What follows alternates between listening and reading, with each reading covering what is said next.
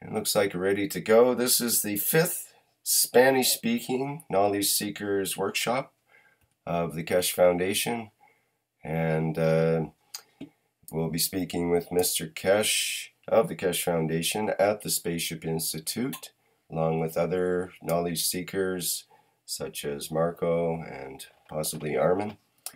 And we have the Spanish-speaking people on the Skype call, including the Mexican folks from the Mexican group, and they hope to bring up the topics of air pollution and water pollution in terms of wastewater treatment and how to remove certain things from the air, as well as some other questions.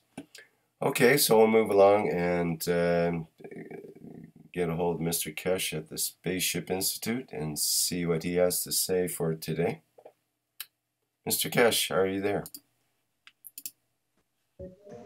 Hello, yes, I'm here. Good evening, good afternoon, good morning, wherever you are. That was a quick one.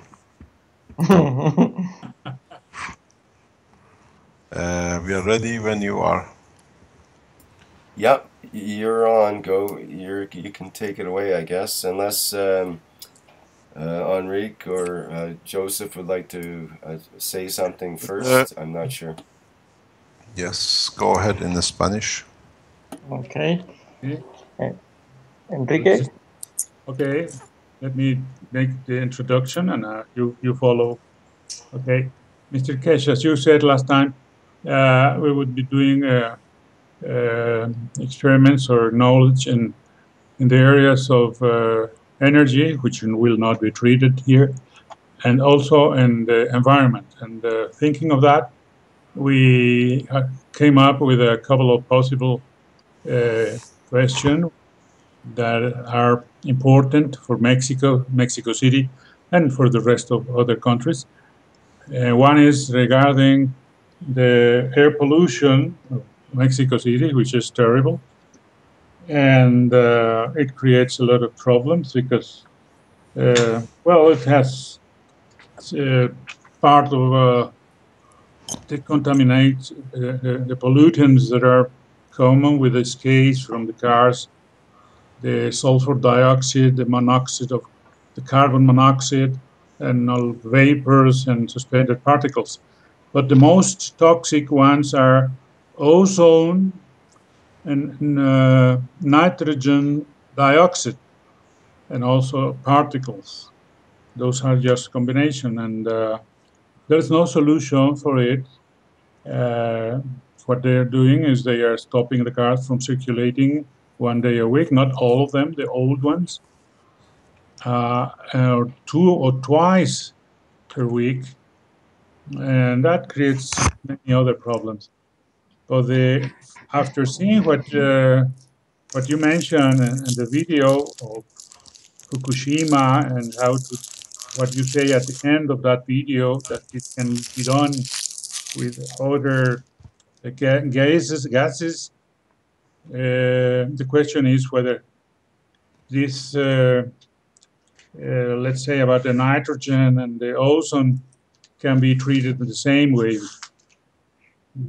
I mean, coming up with those kits of CO2, making up some kits of nitrogen, or what would be the possibility of dealing with it? Okay. What's the second question?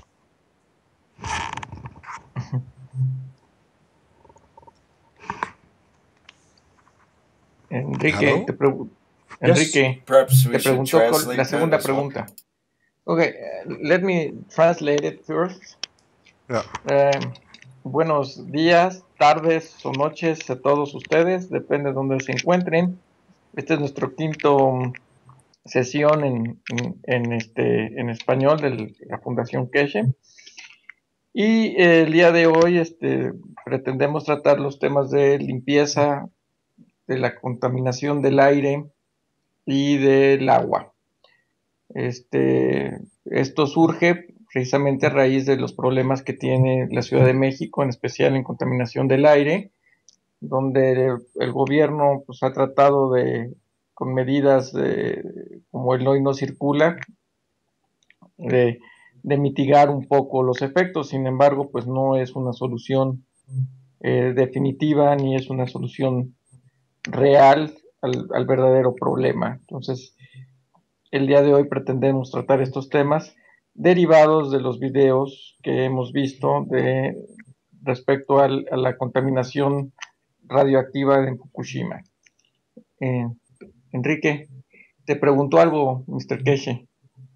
Okay, the question is whether how could we deal with the contamination, the air pollution, mostly from the very toxic pollutants like nitrogen dioxide and ozone.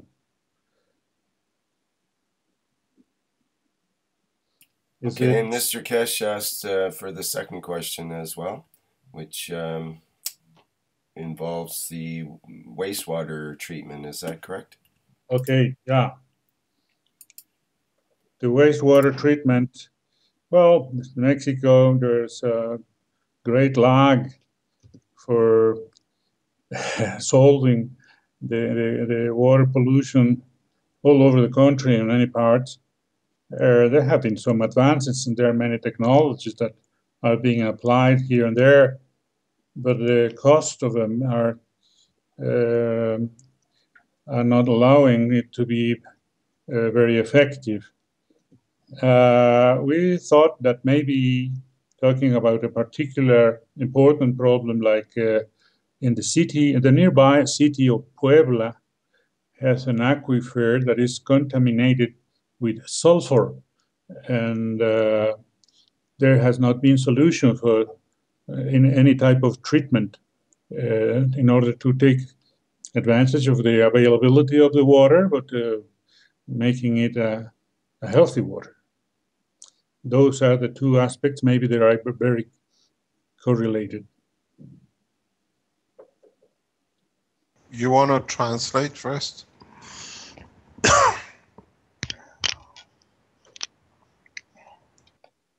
Yes, I can do that. Le pregunto al señor Keshe que la segunda parte, la segunda pregunta después de la contaminación del aire es el problema de contaminación del agua en muchas partes del país y seguramente de todos los países de habla hispana. Es un problema mundial, pero en México se ha tenido un retraso grande en resolver contundentemente estos problemas. Hay disponibles muchas tecnologías, se aplican, a veces unas funcionan mejor que otras, pero en algunos casos no se tiene una solución completa. Y mencionaba el caso de la ciudad de Puebla, que está cerca de la Ciudad de México, que es una población grande, pero tiene un acuífero también grande abajo de la ciudad, pero el cual está contaminado con azufre y no se ha encontrado un proceso de limpieza para esa contaminación, y es el tema que le proponemos al señor Keshe, que nos pueda orientar sobre cómo se podría resolver con las tecnologías que él maneja. Go ahead. First of all, regarding the air pollution, and with the air pollution, we have considered that part of the air pollution composition is the CO2 factor, where once as we have started putting out the CO2 units out, by extracting the CO2 from the environment, and in the process of doing so, we have seen the production of amino acids on the top layer as fat. This automatically will affect the balance in the ozone and the nitrogen. Oh, I see. So what we expect, I have discussed this, I talked even to the Chinese yesterday in a long conversation, is that what we see is once you remove the CO2 in the large quantities, as a number of people will start doing now, in that process, by producing the amino acid layer on the top, the disbalance will appear anyway. This has to be proven. This is what is next. This is the next step to produce enough of these units that people will start seeing the change. One point which is not understood and is vitally important is the nitrogen and nitrogen dioxide, which is in the air, is not due to the fuel burned. Is due to the nitrogen which is coming from upper atmosphere down, majority of it. So this is the process where us as human have no control over, where the CO2 blocks and allows the conversion of nitrogen dioxide into the process from the nitrogen which is coming from upper atmosphere. Because nitrogen is not going up, nitrogen is produced by interaction of the gravitational field of the Earth and the Sun at upper layers, and it has nothing to do with the burning of the fuel. The only thing burning of the fuel does is creates the barrier which slows the descending of this matter from upper atmosphere to lower. With the moisture, it becomes nitric oxide. So once we remove the CO2, then the whole process balance changes. Okay. Sorry, it was a bit too long, but you have to explain it that you understand how you translate it. I'm gonna try. Derivado de la pregunta sobre cómo purificar o limpiar de la contaminación del aire y erradicar los óxidos de nitrógeno, que son partículas que generan acidez en la atmósfera. La respuesta que da Mr. Keshe es que es importante entender que los óxidos de nitrógeno se crean precisamente por las condiciones de humedad que se dan en la atmósfera y por un desbalance del CO2 que hay precisamente en la atmósfera. Entonces, el problema se resuelve balanceando la emisión de partículas de CO2. Esto es, atrapando el CO2, se logra controlar la emisión de los demás contaminantes a la atmósfera. Yo quisiera ¿Algo añadir, más, Enrique? Sí, creo que es importante, muy, muy importante para nosotros que entendamos. Nos dice que algo que no se ha entendido es que ni el ozono ni el nitrógeno están generados por la emisión de los escapes de los vehículos. Lo que se genera es el CO2 y ese es el principal problema.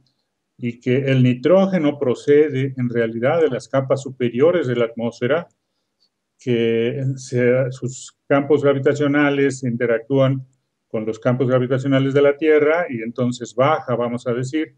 Pero esto es porque la capa de CO2 está permitiéndolo. Eso es lo que ocurre.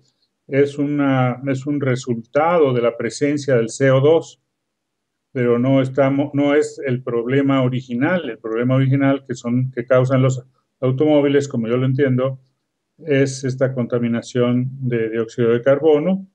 Y al terminar con esta contaminación, se evitaría ya la presencia tanto del ozono como del nitrógeno, que el nitrógeno no es generado por las fuentes contaminantes de la Tierra. Esto me parece muy importante. Adelante, go ahead. So what we see is the absorption of CO2 in the containers, reduction in the level of CO2 in the atmosphere. We will bring most of these pollution, or some of the majority of these pollutions, in a lower level that becomes a ground level. In fact, we still be inhaling them. The reality is that the CO2 itself is keeping most of these elements afloat in the air. And once we start extracting substantial amount of CO2 from the city environment, we take the balloon away for these materials to be on the ground. So the only thing we do with the capture of the CO2 in respect to the pollution in the cities like Beijing or Mexico or Shanghai, or even in Tehran, and we see it in big cities, is not that we're going to eliminate, we just change the height position. What does this mean? It means that CO2, once we extract as a gas, make it into a gas, there is a less balloon to inflate, so the pollution will become part of the directly surface and natural environment of the, what do you call it, the ground level. And what happens, because they land, you have a cleaner air on the upper atmosphere, or what you think is cleaned up, but all you have done, you have repositioned the pollution from the air on the ground level. And this is what most of the people who speak about cleaning up the cities do not understand. You cannot go in the air and just vacuum everything up. Great. Oh, wow, wow. Wow. ¿Quieres traducirlo, Enrique, o lo traduzco yo? No, adelante, adelante. Ok. Una de las cosas que debemos de entender es que para erradicar los contaminantes del aire, pues no se puede hacer precisamente a nivel de la Tierra. Como lo explicó hace rato, la principal origen de los contaminantes es precisamente la acumulación de CO2. Y es precisamente resolviendo este problema como se puede, o capturando estas moléculas, como se resuelve el problema. Ahora, la manera de resolverlo, la manera de capturar las partículas precisamente es haciéndolo a nivel de tierra. Esto es capturándolo en la superficie mediante los sistemas para generar los famosos GANs de partículas de CO2, es como se va limpiando el aire de la atmósfera. Esto es que atrapamos el CO2 que está en la atmósfera, lo convertimos en GANs, lo dejamos a nivel de tierra y automáticamente con esto la atmósfera empieza su proceso de limpieza. Bueno, ¿Algo más que añadir?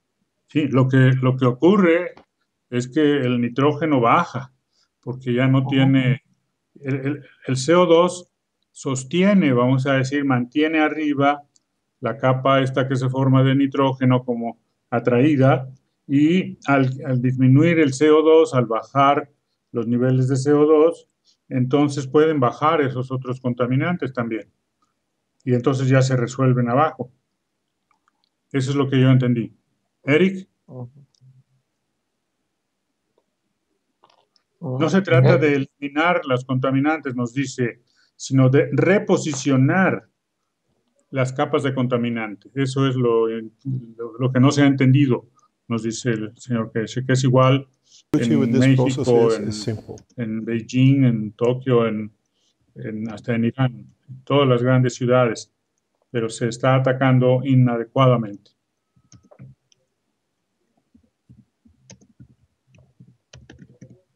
Okay, go ahead. So now the solution sits not in CO2 box. CO2 box is a temporary bridge. The actual solution sits in the dynamic reactors. This is the future of the technology. This is why we're testing, and now you start seeing different type of reactors for testing, where we can copy the gravitational magnetic field of, let's say, ozone, that be able to attract ozone in certain equal amount in different positions in one area in the city. This is very important. This I explained to some city engineers and some scientists. If you, for example, put 2 posts or 3 posts in the city to absorb the ozone, when we achieve the gravitational magnetic field of ozone, that we can make a magnet for it in a way, then you find all the ozones going to one direction, to one place. So we defeat the object. Now you have a wind tunnels of ozone or wind tunnels of CO2. So this has to be done in a very systematic way across the cities, that we do not create more problems. Because if you're familiar with ozone, ozone has huge problems. So the future of pollution in the cities lies in 2 ways. With the production and introduction of the magnetic gravitational system cars or transportation, which is coming up. And secondly, with introduction of the gravitational magnetic field system that can extract or absorb the chemicals from the air. The change with the gravitational magnetic field transportation is that we don't put any more gases into the air to start with. So the link is broken. Secondly, whatever we have put up, we have to clean up. And once we introduce in the coming time, very soon, sooner than a lot of people expect, because we have spoken with some manufacturers, we might do it, to put the into the cars to reduce them below 200 kilo, automatically the cities are cleaned up anyway. But the problem is all the mess, all the pollution in the air now is contaminating the land on the floor, on the ground, and then it contaminates the water systems, the breathing systems. On the other hand, the rapid reduction in CO2 and other contaminations in the air will create a new dimension illnesses for the health of people, because we are used to these kind of contaminations. It's taken us years to adapt to it. So the solution is not a CO2 box. The solution is not cleaning up the air so rapidly. The solution is to do the thing in an organized manner, and it has to be done at an international level, not by one country.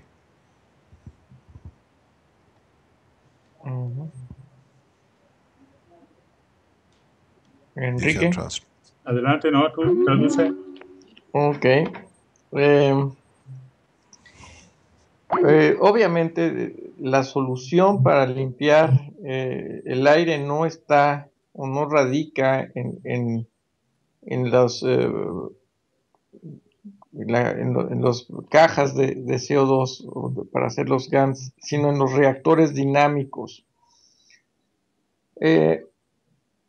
La solución permanente, una solución permanente real y real, pues consiste en romper la cadena que lo genera.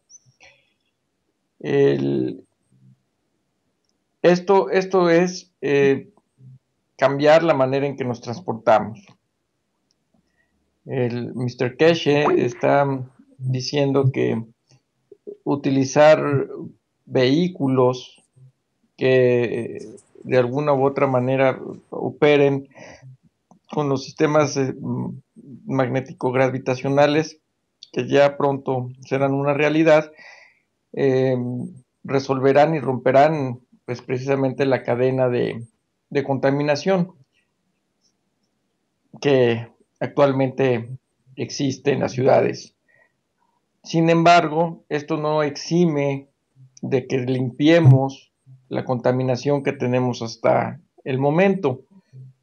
Esta contaminación es tan grande que está afectando también la tierra y el agua.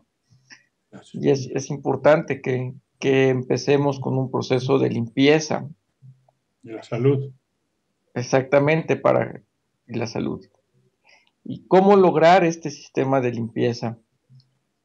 Utilizando los reactores dinámicos. Esta es la solución. Poner varios reactores dinámicos. Tenemos que entender también que parte de lo que hay que capturar es el ozono. Uno de los grandes contaminantes que hay en la atmósfera precisamente es el ozono.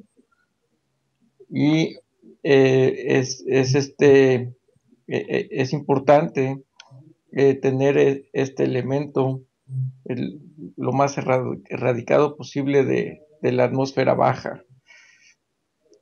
Enrique, ¿algo más que agregar? No, yo entendí en el principio que dijo que se copia los campos magnéticos gravitacionales del ozono, por ejemplo, y se ponen 10 reactores. Yo entendí que en unos postes o en algún distribuido sobre la ciudad. Sobre la ciudad, sí. Sí, pero entendí bien que son unos postes, o sea, en una estructura para que estén sostenidos y operando, y que eso pues le toca a la ciudad hacerlo, ¿verdad? Y que con eso se atrae esos reactores dinámicos, van a hacer un túnel de viento que va a atraer las contaminantes. En este caso estaba hablando del ozono, pero pues igualmente podría ser del nitrógeno. Y esto permite pues extraer los contaminantes que hemos puesto en la atmósfera, todos estos antecedentes, como tú lo explicaste muy bien, y que tiene esos efectos graves en el agua, en la salud, en el ambiente, ¿no? A mí me encanta la idea. Adelante. Go ahead. Okay.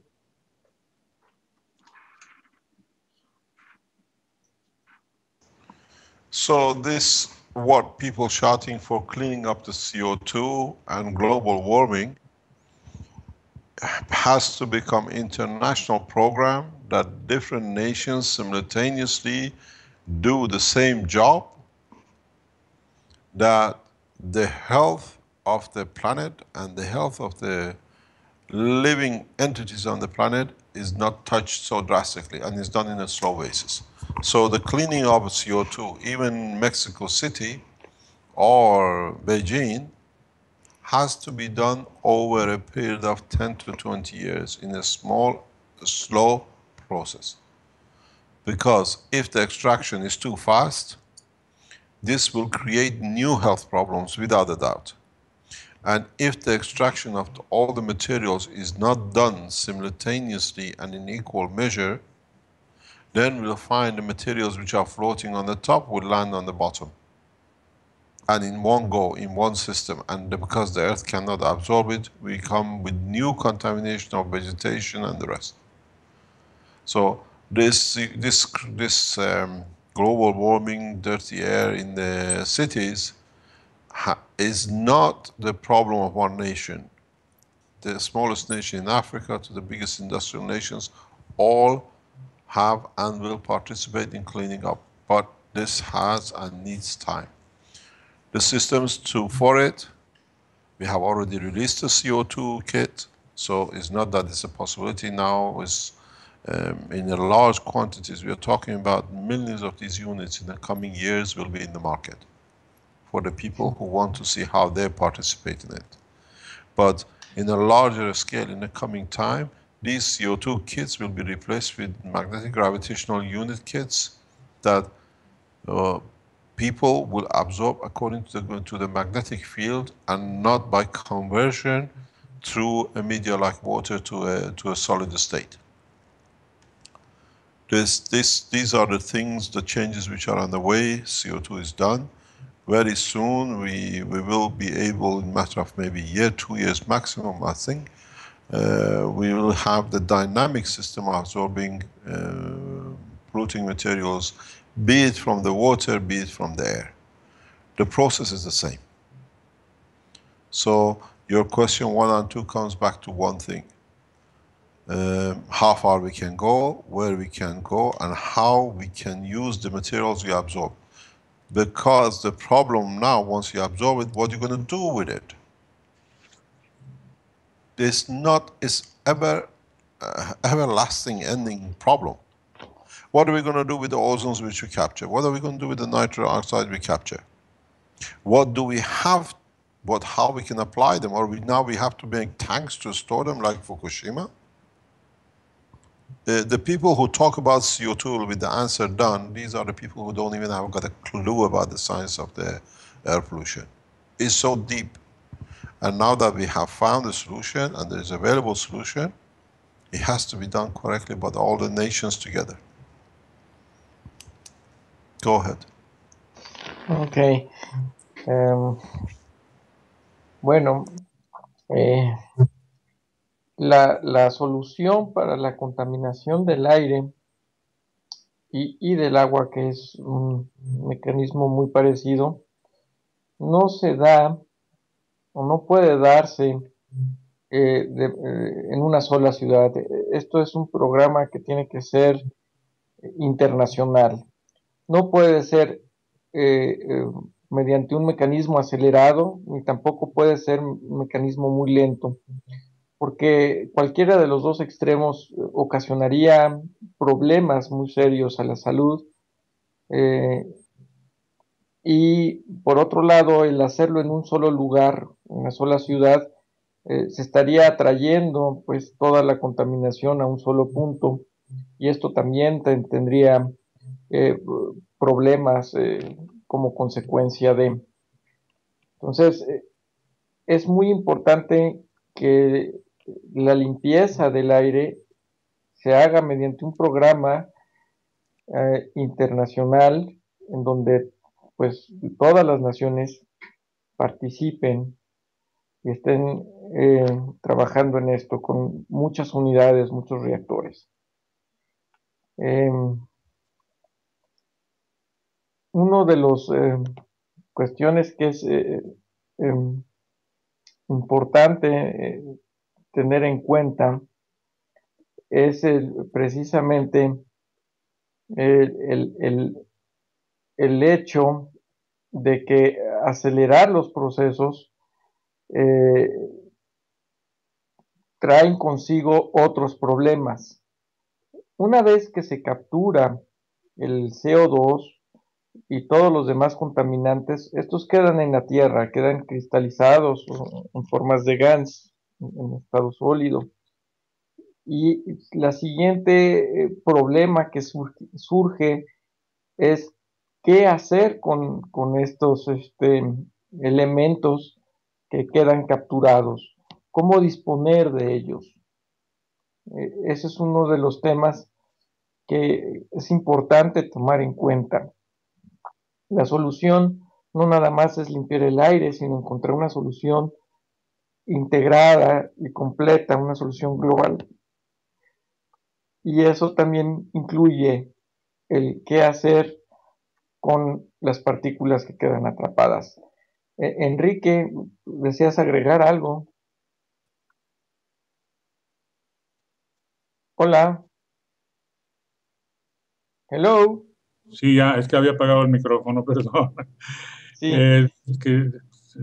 Entendí que el señor Keshe nos dice que el programa que se organice debe llevar un ritmo de que se haga entre 10 y 20 años, porque si no, pues se crean problemas en la salud, porque estamos acostumbrados a ello, y el cambio afecta a la salud. Pero además esto que dices tú de que si se limpiara una ciudad, México atraería, porque el ambiente cubre toda la atmósfera de la Tierra, atraería otros contaminantes.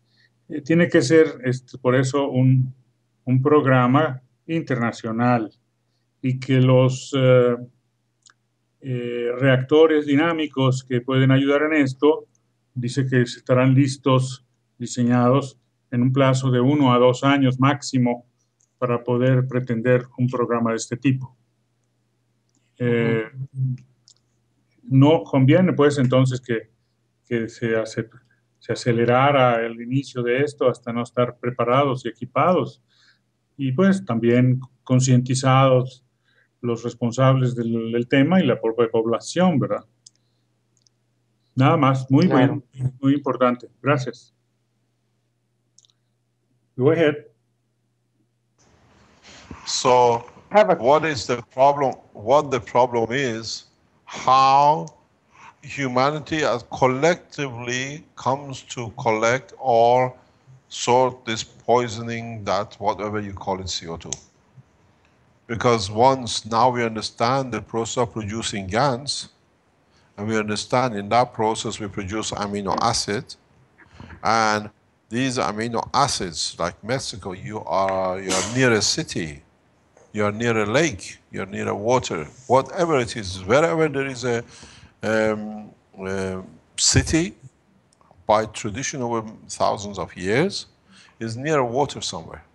And when you put these systems to clean up, and the ones you cannot clean up land on the water, then you create a second pollution in the water, drinking water. So the problem with the contamination of CO2 and the people, the way they talk about it, global warming, is the talk of those who do not understand the gravity of this problem. And it's not a solution by one nation. What you produce in Mexico through the circulation of air lands up somewhere else on us. The same as Fukushima. Fukushima is an island called Japan in the middle of ocean. But now from North China, Canada, North America, all the way to Europe, Scandinavian countries are polluted by the radiation from Fukushima. But it's the same with whatever you produce in Mexico City, we breed it here in Europe. Just delayed time.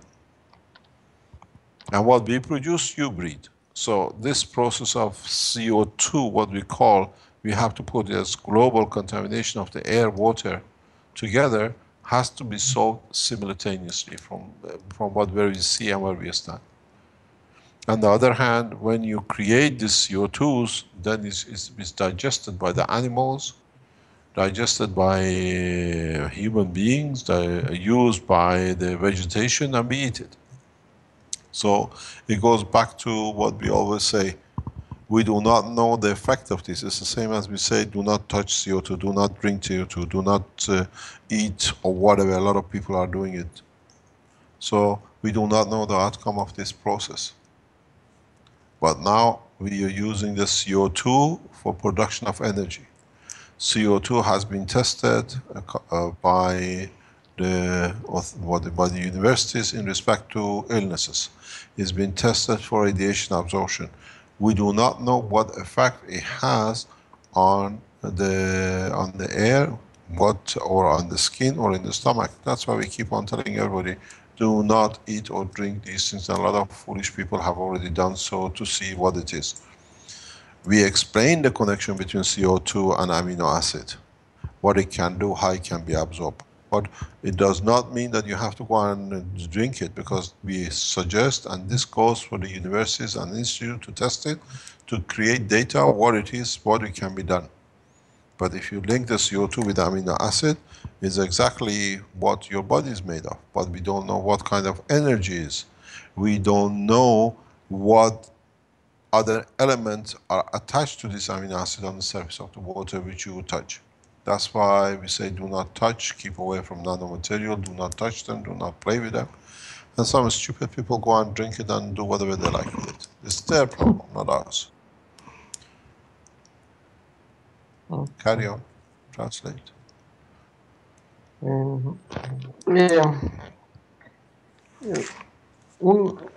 la disposición de los residuos conlleva en sí un problema. No conocemos, no sabemos cuáles son los efectos que pueda tener en el ser humano. Esto es muy importante entender que el CO2 que queda atrapado con los GANs y todos los nanomateriales generados, no conocemos qué efectos puedan tener en el ser humano. Esto es algo que todavía requiere investigación y es por ello que se hace mucho énfasis en que no se juegue, no se debe de jugar con los GANs generados. No se deben de no hacer una ingesta de ellos y tampoco tocar. Enrique, ¿algo más que agregar? No, en general está muy bien. Él refiere específicamente la relación del CO2 con los aminoácidos, que es ya el cuerpo, ¿verdad? La biología, que no se sabe y que se tiene que cuidar mucho, no tocarlos. Y por otro lado, nos dice que por eso es que si no se tiene que limpiar al mismo tiempo el aire, la tierra y el agua, porque si se limpia uno, pero se vierten desechos a la tierra, si se deja que lleguen a la tierra o que lleguen al agua, pues nada más estamos creando la segunda contaminación o tercera contaminación, yo diría. Tiene que ser hecho en conjunto. Esto es realmente, para mi opinión, es que es un gran reto. Déjame decirlo en inglés. Mr. Keshe, it is my opinion that this dealing with the contamination, the pollution of air, land, and water at the same time is it's quite a challenge for any country, for any group of professionals. It is a very important reflection, a very important statement. Thank you very much. We don't want to go into the second solution. Yeah, the thing is, with the problems with the pollution or depollutionizing this planet, it's much bigger than we polluted it. The people who speak about cleaning up a pollution, the way they talk as it's just the CO2, they don't understand the gravity of this problem. Global warming is not only CO2. It's very much, as I said, I always said, you breathe oxygen, it crosses your lung, as people don't understand. The pollution at this moment of time, it has become accumulative over centuries, or the past century, and it has crossed borders from air to ground, ground to water. And a total solution has to be found, not just by CO2. But what we've done, we've taken the first step to show that it can be done. At least we can solidify it. At least we can contain it in a way we can see. A lot of people put a lot of things around the internet that this is not CO2, is this, is that. These are the people who are paid by the people who are selling the green plants for you to pay, for us to plant a tree somewhere in Amazon for you. Now they're losing their income of thieving. We see it continuously.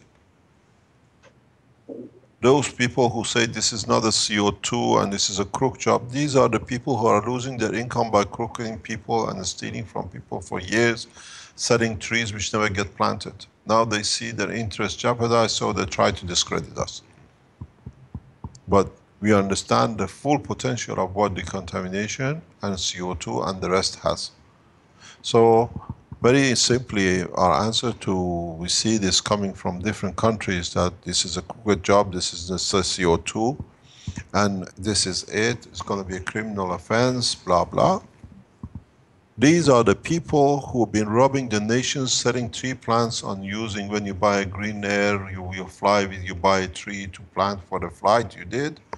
These are the people who are losing their income, so now they have to discredit to carry on robbing and stealing. Look into their private bank accounts. If there are people who understand the total pollution problem, the total pollution problem is not just CO2.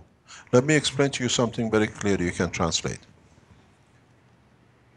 There is a huge amount of radioactive material which is floating into these materials. You try to bring these down with the radioactives to land in the waters too. At the moment, part of this moisture, part of the pollution, is reflecting and keeping part of the radioactive material airborne in the air, but how long it stays, we don't know. So, if you want to understand the extent of the problem is huge, is gigantic, and it has to be done in according to the international laws and against the will of the people who have already robbed the humanity. Translate, please. Okay. Enrique, ¿puedes ayudarme con este, por favor?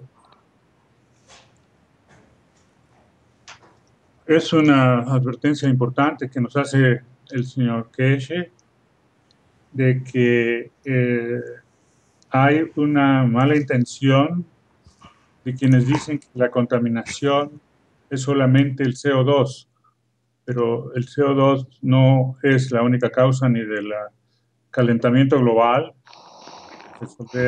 ni de la contaminación que afecta la salud, la economía, etcétera. Que estas ofertas que se hacen de hacer programas y apoyar que se planten árboles, por ejemplo, o que se limpie tal o cual cosa, independientemente de ver, o sea, aisladamente de ver el programa total, es simplemente un refugio de quienes no encuentran qué hacer o no, han perdido los empleos y están queriendo robar, porque eso no tiene un efecto. Eso es lo que nos dice, no tiene un efecto verdadero.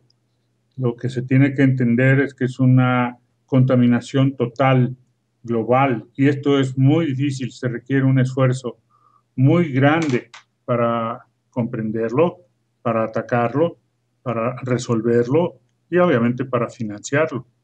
Pero ahí hay también muchas soluciones, pienso yo, que algo que no se ha reconocido es que muchos contaminantes radioactivos están flotando precisamente junto con las otras sustancias que están contaminando el aire. Y que esos contaminantes están ahí y viajan a lo largo de la atmósfera terrestre y que no han desaparecido y que se tienen que tomar en cuenta también para neutralizarlos. Porque si no, pues van a caer en alguna otra parte, en algún lugar del planeta. Nos dijo que la contaminación de Fukushima, por ejemplo, pues no nada más se ha quedado en Fukushima, que Canadá, China, todos los demás países que están más o menos cerca y bueno, en su momento cualquier país va a tener también los efectos de esa contaminación radioactiva que no se puede esperar que se degrade naturalmente. Hay que ir por ella.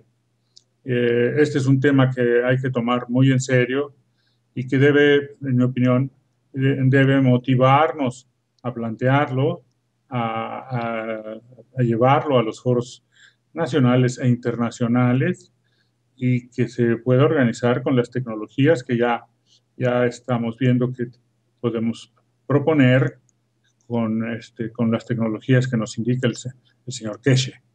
Es muy importante. Thank you. Go ahead. So what we see as what we call the CO2 trading, which is set up by the Dutch, is nothing but actually open day robbery, as I always told them. Because the amount of trees have been sold by the people who bought trees to be planted around the world by these companies, apparently the whole earth should have been replanted 3 or 4 times. But why do we have deserts still? I don't understand.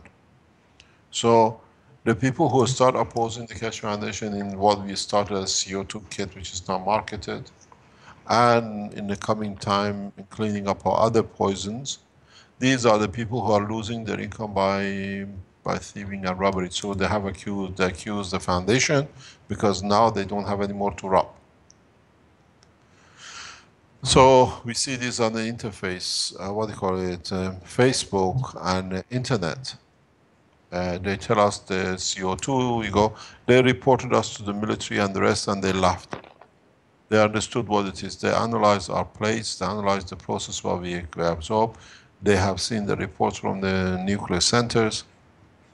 And these people who write all these things are the people who don't understand exactly what air pollution is except the bank accounts. So to clean up Mexico City, to clean up the disasters, even the oil disasters which you had in the Gulf of Mexico, and because of it I spent 11 days to be treated by the animals in what they call themselves civilized nation. And I was kept in airport in Canada. I was on the way to Gulf of Mexico because of BP oil disaster, to show that the methane gas from the oil wells could be absorbed directly, that the fish would not be damaged. Because at that time we already had a test. We knew CH4 can be changed into a solid state at the source where the leak was, so there would have been no contamination in that way from the methane and the other things. So the people from the Mexican government knew what I was online to do with all my equipments in my suitcase. They got me picked up in Canada. So this is one of the reasons nobody is there to help humanity except if humanity help himself. And the scientists like us who make that move are threatened to be killed, and we've seen what has happened. So I know exactly what you go through in Mexico and the polluted nations, and I will spend enough time, 11 days, to be told every morning I'm going to be executed if I defend myself. So this has to be done. Exactly. That's why I spent 11 days in Toronto airport. I was on the way to Mexico City with the air pollution in the Gulf of Mexico with BP, with all my equipments in my suitcase. Maybe we should get that part translated. That would be good. Yeah, carry on, translate it. Okay. El problema, uno de los grandes pseudo soluciones que han propuesto, pues realmente solo son eso, son soluciones parciales que están encaminadas a enriquecer a unas cuantas organizaciones. El plantar más árboles en sí no es más que una solución parcial a un problema mucho mayor. Y obviamente, pues una solución definitivamente o de fondo atenta contra grandes intereses. Y obviamente, pues esto tiene consecuencias y problemas mayores en el sentido de que pues va o se encuentra una oposición muy grande a la implementación de soluciones de raíz. Nos cuenta Mr. Keshe un desafortunado incidente precisamente con el gobierno de México. Él trataba de apoyar y solucionar el problema de la contaminación del aire de la Ciudad de México y estuvo varado en el aeropuerto de Toronto por 11 días, precisamente porque estaba trastocando intereses que no buscan más que su beneficio económico. Enrique, ¿puedes continuar con algunas aportaciones adicionales?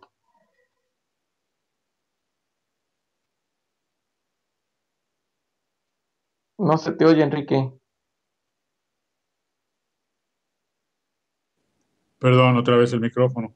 Que complementar que algo importante, el señor Keshe venía para ofrecer soluciones al gobierno de México del gran daño que se causó con los derrames del Golfo de México, de la British Petroleum, allá en las plataformas petroleras de Estados Unidos. Ellos causaron el problema, pero se vino para acá y en las autoridades mexicanas no sabían qué hacer con esa situación.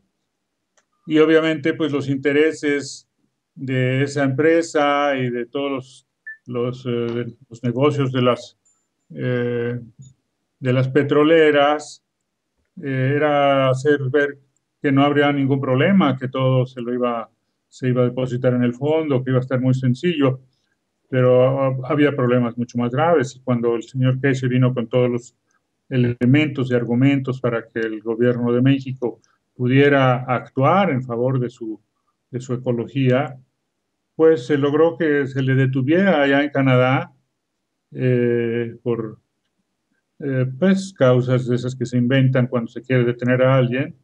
Y lo tuvieron 11 días detenido en el aeropuerto de Canadá y ya no pudo venir a proponer, a explicar sobre todo la gravedad de la situación de ese criminal acto de la contaminación que ocurrió en el derrame del Golfo, así llamado.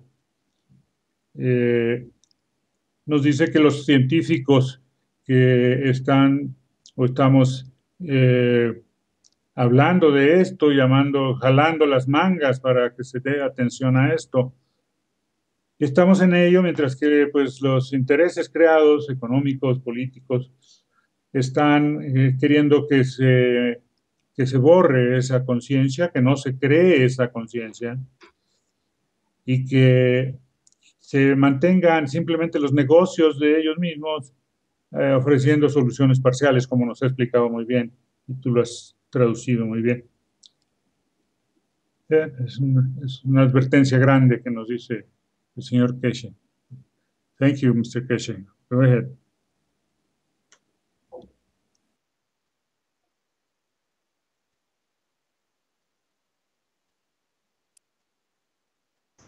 Can we go now? Yeah. Yes, Yeah. go ahead, Mr. Keshe. Yes, okay. You have to realize we put our microphone on mute, and because then you don't want to listen to the conversation translating. And we're trying to understand how much Spanish words we know.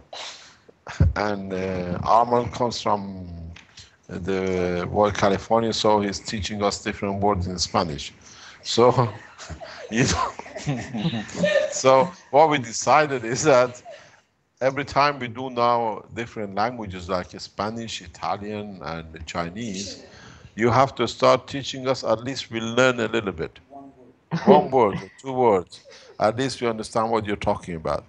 So we become, at least we all learn 1 or 2 languages when we see each other. No, Esperanto will not succeed. So we learn 2, 4, 6, 7 words today. And you don't want to know the 8th one. Okay, so this is what the position is with pollution. And this is where the future holds. We do not see, I personally, with my experience, see that the governments are actually looking for a solution for pollution. Because the way the pollution is, it makes a lot of money for a lot of people. Keeps a lot of hospitals busy, keeps a lot of funeral parlors going, keeps a lot of churches paid, because when you bury somebody, you have to pay for it.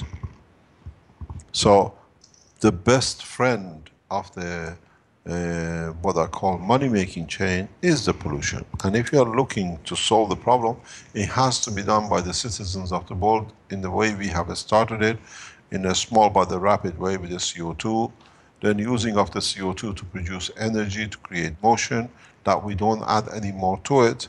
And God help us, somehow the rest will help us to gather knowledge, to extend the knowledge to do the cleanup. This is man helping the man without blaming the man who appointed the man to destroy the man. If you understand exactly what that means. We have created the problem ourselves, we have to solve the problem ourselves, and don't blame our governments to solve the problem we have created. Mr. Keshe, can I add something at this moment? Yeah. Yeah, I had an idea that what in relating to what you're saying right now, that it's up to the people of Earth, and it is up to basically the way it works is the consumers end up making the decisions these days with large companies such as Amazon and Google and Apple and so on. And these companies are conscious of this pollution aspect, and they want to make their image really good. So Amazon, for example, has this drone system they're working on where they have a system they want to be able to deliver their goods within 10 minutes of ordering online. You'll have your goods delivered to your door but it still with a needs drone. fuel. You still need fuel. Well, this is my exact idea here. So the solution, if we were to all work on it, would be to offer, for example, a flying drone to these companies that is not based on propellers and the energy systems that we currently have, but are based on your technology. And furthermore, if that drone could eat the CO2 while it was flying, then you would have a perfect product that those companies would embrace, would fully endorse, and put their money into as a developing system. And because there's no people in these drones, there's less hazards for if it crashes and so on. Pardon me? Sorry, I was just I forgot my microphone was open. Carry on. So I'm thinking that, I mean, it sounds a little out there, but I mean, you've got this system that you're working on that is working toward lift. We have CO2 systems that take CO2 out of the air and make energy. And it seems like you combine all of those systems together, what we have is a CO2 eating, flying drone that can deliver things for people so they don't have to drive in their cars to run around and get things. And it would eliminate that aspect of the pollution and gradually introduce this idea to people that, wow, they see this floating drone that hovers into their home to deliver things for them. You want a pizza, it'll be delivered hot within seconds, basically. I think that would invigorate people and make them realize there are alternatives and we don't have to suck up this pollution and so on. So it may come through, my point is it may come through those large corporations because now they see the necessity and the money, control and money sort of situation that they can get into there. What do you think about all that? Is that too far-fetched? No, let them translate and I'll give you my answer. Would you like to translate? Oh, sorry, Microsoft was off. Bueno, una de las cosas que es importante tener en cuenta es que la contaminación es un negocio que mantiene la economía andando. Esto es, debido a la contaminación, pues se generan problemas de salud, los hospitales tienen trabajo, las funerarias tienen trabajo y en sí, pues un montón de intereses que están metidos y que de alguna u otra manera no tienen el más mínimo empacho en solucionar el problema de raíz. Su negocio se vería trastocado. Por lo tanto, es un tema que toca muchos intereses. Rick está proponiendo que sean las mismas corporaciones las que se beneficien con un sistema económico, o con el sistema económico al solucionar estos problemas. De alguna u otra manera, es una propuesta que hace más bien en forma de pregunta si esto sería factible, y veríamos después de esta traducción la respuesta que tiene Mr. Keshe. Enrique, ¿quieres agregar algo? Sí, Joseph. Dice, desde que habló el señor Keshe, dijo algo que me parece muy importante, Sí. que se reconozca que los gobiernos no están interesados, porque para ellos, bueno, lo vivimos mucho en México, ahora hay un boom de interés porque se abre la posibilidad de que capital extranjero venga a invertir en las áreas de petróleo, y se está abriendo una publicidad enorme a que sigan con las mismas prácticas, y el gobierno no va a hacer nada que pueda estorbar esa llegada de capital, como la ven, para activar la economía. Que quienes debemos hacerlo, debemos ser el hombre ayudando al hombre, los ciudadanos, no los gobiernos, que eso tiene que ser que sigamos haciendo las cosas como hasta ahora se ha hecho, ampliando la escala y pudiendo participar en soluciones que puedan ser efectivas sin la necesidad de que las tenga que hacer el gobierno. Yo tendría algunas preguntas al respecto, porque el tema es maravilloso. Pero Rick luego le pidió hablar para añadir esta propuesta de que, aprovechando los conocimientos que ya se están generando y que ya se tienen en la fundación, por ejemplo, respecto al transporte, a la transportación, que puede ser tan limpia, tan rápida, con los reactores, pues se le proponga a las empresas grandes. Él ve en las grandes corporaciones posibles interesados en aplicar soluciones con la tecnología que cuida el ambiente y que evita que se contamine, como el transporte para llevar con mercancías a un lado o a otro. Lo lleva hasta el nivel de las pizzas Domino, ¿verdad? O sea, que las pidas y rápidamente te lo pueden llevar con un transporte que pudiera cruzar rápidamente la ciudad sin tener mayor problema. Pero el punto es que, en mi opinión, que ya no estaría contaminando, que aquellos que transportan bienes, servicios, etcétera, se interesen en hacerlo con vehículos que ya no contaminen, y que eso podría ser una primera entrada sin que tenga que necesariamente entrar el gobierno, sino por el propio interés de ahorro de dinero, y que también lleva el beneficio de la limpieza de la solución. Eso es lo que tengo. Yo tendría unas preguntas de decir, lo voy a decir en inglés primero.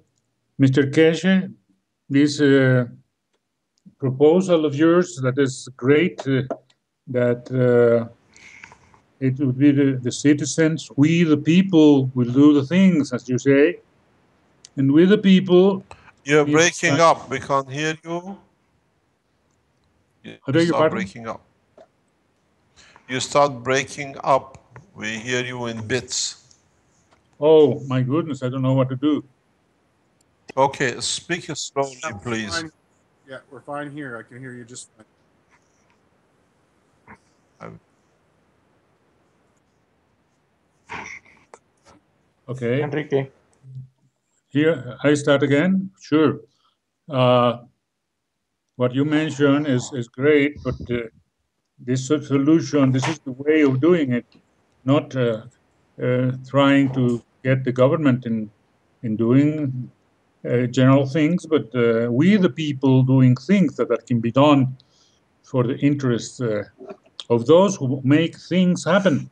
And let me explain to you what is about to happen in the sure. coming weeks. In the coming weeks and months, the different part groups independently, but in collaboration with the Keshe Foundation, will launch the CO2 boxes around the world. It's just a matter of building it up to the point of momentum. So in the coming, let's say 3 months, 6 months, we see several million of these CO2 kits will be offered around the world in different shape or forms.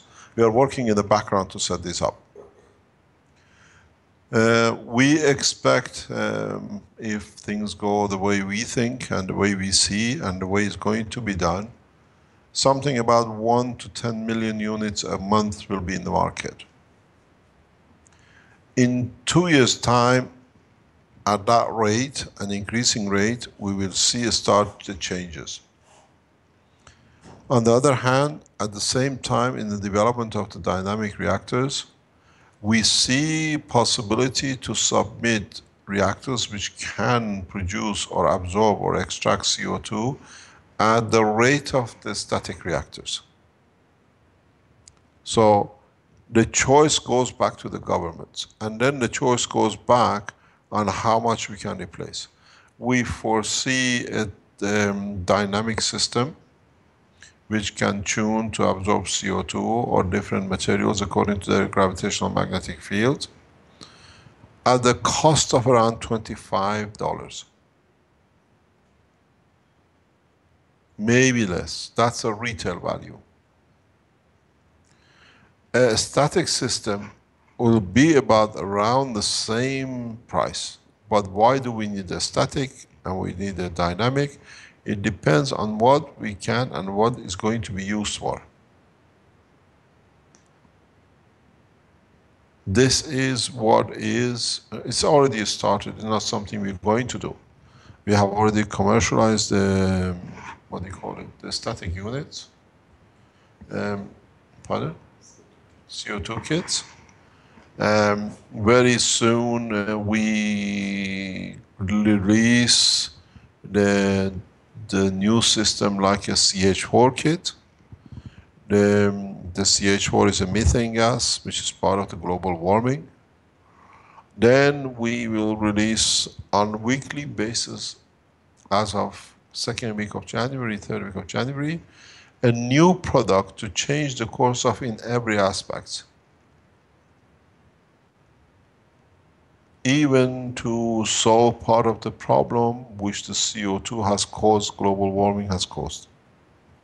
So the change is in the hand of individuals. You can't blame no government, nobody did anything for us.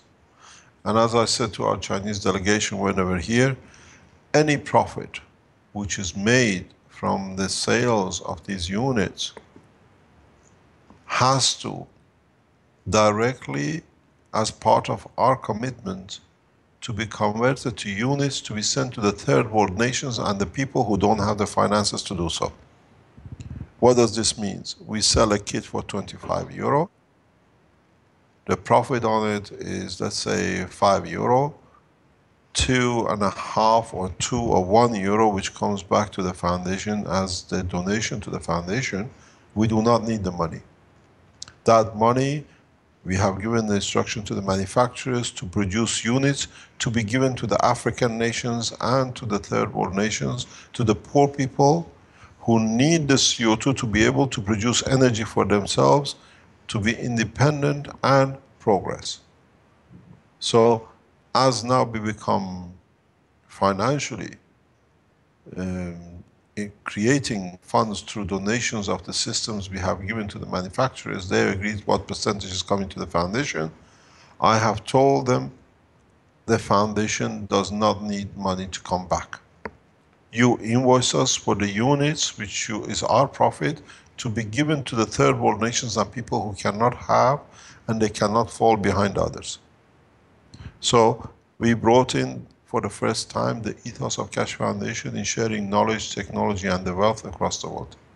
So now when you buy a kit for 25 euro, most of it will go to produce more kits to be given to the governments, to the countries, that they can produce the CO2 to help their environment. They can produce CO2 to create energy. They can create CO2 that it can be used for a fertilizer.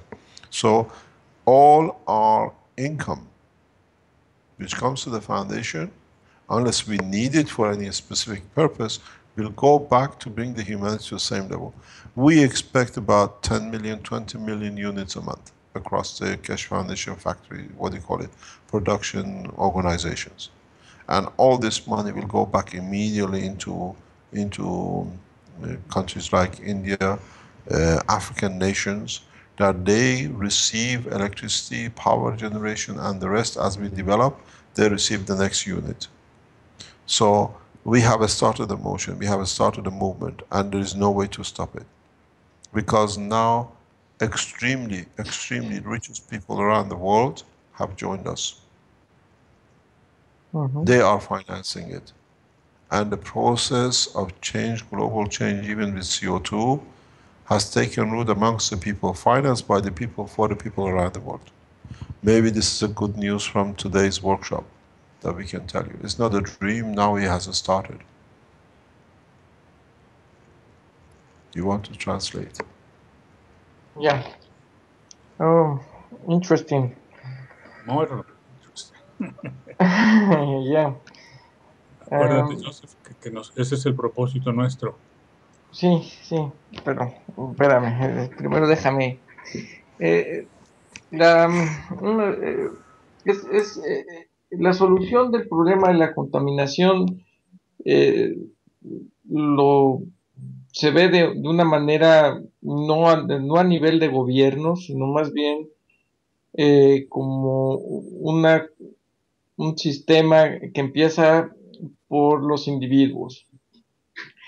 En los próximos meses, digamos, la Fundación Keshe tiene prevista la colocación de alrededor de 1 millón de unidades de generadores para atrapar el CO2, y obviamente esto se irá incrementando con el tiempo, y se piensa que pues, en los próximos 2 años la cantidad de estos reactores que atrapan el CO2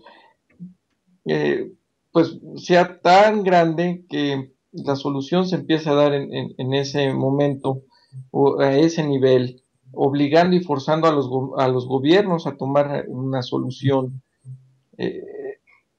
Causa un gran asombro porque obviamente no se trata de culpar a nadie, sino realmente hacer que la humanidad tenga, o la gente que vive en este planeta tenga la conciencia suficiente y empiece a adquirir esa conciencia para empezar a resolver los problemas de otra manera. Los reactores de CO2 también ayudan en otros temas y resuelven al mismo tiempo problemas de la contaminación junto con otros problemas de energía. La buena noticia de todo esto es precisamente que en poco tiempo estas unidades van a estar disponibles a la venta por el equivalente a 25 euros, y las ganancias que se obtengan de esta venta no van a ser puestas directamente para enriquecer a la fundación o a los miembros de la fundación, sino para hacer disponible esta tecnología a las personas de menores recursos. Esto es, gente que vive en África y en países del tercer mundo. Entonces, una de las finalidades de todo esto no es enriquecerse, sino poner a la disposición de la humanidad la tecnología. Esto es excelente porque no se ve desde un punto de vista egoísta, sino se pone desde un punto de vista humanista. Y el cambio de enfoque, pues también generará una reacción distinta. ¿Algo que agregar, Enrique? No, yo tengo anotadas unas cifras que dijo que en los próximos 3 a 6 meses se producirán varios millones. Varios millones, hasta llegar a 20 millones, de entre 10 y 20 millones mensuales en el mercado en los próximos 2 años, así es.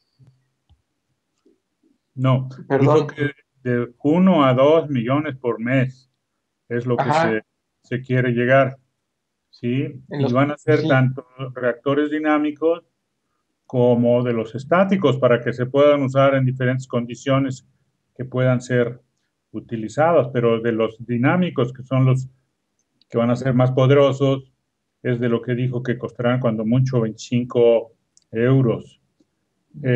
Habló de la empresa, no sé, ¿te recuerdas el nombre de la empresa que lo está produciendo? no dio el nombre de la empresa. Ah, ok, muy bien. Si me permites, yo quiero preguntarle, ¿sí? Sí, sí, Okay. adelante. Keshe, Mr. Keshe, this is a great announcement. As you said, brilliant announcement of the day. And No, this is what we always said, that we leave it, and once we set out our ethos at the beginning when we set the foundation up. And now that there are financial organizations, companies, actually they're all companies owned by the single owners. These are the people who have gathered wealth, and through the wealth they see that now they can put their wealth back into changing the humanity. I have had the pleasure to be in touch with 3-4 of them in the past 2 weeks. They know their companies financially will make a lot of money, but they have allocated major part of this unconditionally to the foundation for development, or what do you call it, for as a donation to the foundation. And in turn we have told them very easy, whatever is our share, produce systems at the rate you will see right with your profit, and we tell you where to send it around the world. Because we cannot saturate Africa and leave the Indians or the rest aside. They can stop the systems at customs, but in a way, when the way we penetrate, it can reach governments and people and can do a lot of good. In a way, something which I've said before, the CO2 is the new energy fuel. The GaNs, copper oxide, is the new energy fuel. And it has to be the way it has been in the universe, free at the point of delivery. You don't need to pay for the fuel, you don't need to pay for the energy, you don't need to waste all your life to work, to be able to eat, to live, to move, to heat, to have shelter. We have put the Oasis system in operation as of last week when the Chinese group, Mr. Abdullahi, was here. We will give the full design to Mr. Abdullahi and the Chinese and the Italians. And most probably when we meet the Americans in the coming days, that the Oasis unit will become fundamental backbone of the Keshe Foundation, which means heat, warmth, energy, shelter at the point of demand, and we reckon at the cost of maybe $25 to $50. We have made a move, and now we've shown the fuel. There is no one, even if anything happens to us here, the rest of the world has the knowledge, they have started it, and it's done by hundreds of thousands of people. Now we enter the point of what we said, equality. Because we have the knowledge, and the foundation is the only organization which has both the knowledge and the means and the power to deliver world peace through equality. And now we have started it. We are completing our 2014 ethos roadmap.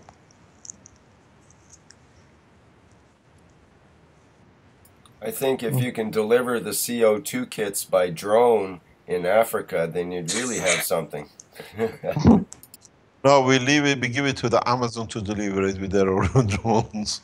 The CO2 kits will be offered through Amazon, the Chinese Amazon organization, which is the same Alibaba, and other nations. It'll be, we're thinking at about in the next, it's just building up the production in the next 4 to 8 weeks. And you can buy CO2 kits even at petrol stations. This is how it's planned, and that's how we're going ahead with. That's a perfect vision there of selling CO2 It's kits not a at vision. a gas station. It's perfect. It's not a vision. That's what is going to be done. We're gonna make. They should be required by law to give away CO2 kits at gas stations. Let them translate first. Enrique, It's ahora sí long. que It's a beautiful, está genial but esto. too long story. Ujú. But you have to translate. Yeah. Ya. Adelante, yo te completo. Lo que pasa es que me perdí, perdón, pero ahora sí me perdí, me quedé, bueno, es el mecanismo de venta de estos equipos es a través de Amazon. La estrategia obviamente pues hace llegar los kits de CO2 que son los primeros productos que se van a ofertar. Va a haber un anuncio en base semanal quizá de nuevos productos, pero el primer producto son los kits de CO2 que resuelven el tema de energía y además medioambiental, y la distribución va a ser a través de Amazon, y obviamente lo importante es que el mercado gane un momentum para que ya no se pueda detener este mecanismo de venta ni tampoco de nueva tecnología ni de disposición de la nueva tecnología. Básicamente eso es en resumen. Enrique, ¿qué más agregas? Bueno, hay puntos muy importantes, como por ejemplo, nos dice que él ha estado en contacto en estas últimas 2 semanas con financieros importantes, privados, evidentemente, que están dispuestos a participar y que tienen los medios para hacerlo, ¿no? Algunos de los grupos que ha visto tienen todo, tienen el interés y tienen los medios, y tienen la posibilidad de apoyar este proyecto, ¿no? Yo quiero decirle pues, que ese es el propósito de nuestra empresa y se lo quiero decir ahora en inglés. Sí, dilo. Fine, Mr. Keshe, perhaps we didn't say everything, but it said the main concepts. The main part of it. So, So this is what is the outcome of what is to be and where we are going. And in so many ways, a lot of people have to understand what is concerned for you as air pollution has become part of the work of the foundation, but it has to be done the correct way. And this is what we see, the correct way, at least the first step towards correcting, and at the same time, being able to deliver and not just to be a talk. We have started delivering the CO2 kits. You have to realize something which we've just been informed, that how can I put it? I better keep quiet because then I cause more problem for the people who run away, and they run away further. The process of producing nanomaterials will change the course of the humanity in so many ways, but it has to be done the correct way. And the future of the development is nanomaterial, not at $1,000 or $10,000 a kilogram, but at $1 per kilogram. because you produce it freely on back of any material you like. And this is the beginning of the change of the course. And this is what it is. Understanding the process. A lot of people say, how is this possible? I explain if you can translate in Spanish. You produce atomic matter, you change it to an molecular matter like a copper, to atomic matter like a nanomaterial, and then you separate the nanomaterial into a plasma. And creating plasma in such a simple way could never be imagined at no cost. And now you have a plasma, you have a sun in your hand. What would you like to do with the energy of the sun? The energy of the sun, from the sun to here, when it hits the earth atmosphere, changes to nitrogen. Nitrogen becomes the food of the man and the life of the body of the man through amino acid. And that's what we've done. That's a shortcut to exactly what you are doing. You are producing a plasma, which is like a star, and then you are using its energy for what you need. And if it sounded to you too scientific, now any layman can understand. Sun is a plasma. And now you have learned how to create miniature plasmas. The collective energy released by them can be changed to what would you like. More oil, more heat, more clothing, more water, whatever you need. You can translate. Ok. Bueno, la creación de nanomateriales es un concepto que va a cambiar y revolucionar a la humanidad. ¿Por qué? Porque con un costo menor se podrá tener prácticamente cualquier elemento que se desee. Esto es con el principio de la creación. Se hacen o se atrapan las partículas atómicas de los materiales y se hacen en plasma. Esto es importante. El plasma es el equivalente a un sol. El sol es un plasma, de hecho. Entonces, cuando se empiece a hacer los materiales con este principio, se va a tener un pequeño sol que va a facilitar la creación a través del plasma de cualquier material. Esto es a grosso modo. Enrique, complemento. Sí, nos menciona, por ejemplo, que nos dio todos los ejemplos, pero, por ejemplo, hablando del nitrógeno, pues nos dice que del nitrógeno es la capacidad de aumentar la producción de comida en el campo, ¿verdad? Y es muy impactante todo el cambio que esto representa. Y como dice, el plasma se va a producir sin costo, no solamente bajo, sino sin costo. Y eso hace que toda la economía, o lo que le llamamos economía, que más bien es un panorama de negocios y no una búsqueda de bienestar para todos, que debía ser la economía, pues va a cambiar y va a poder tomar otro rumbo. Este es el empiezo del nuevo rumbo, nos dice. Hasta ahí yo capté. Okay, Mr. Keshe, it is really great for us. As you remember from the first talk we had with you, this is the purpose of our company, the company we integrate. And we want you to take into account that in Mexico, there is another company that is ready to participate in that effort.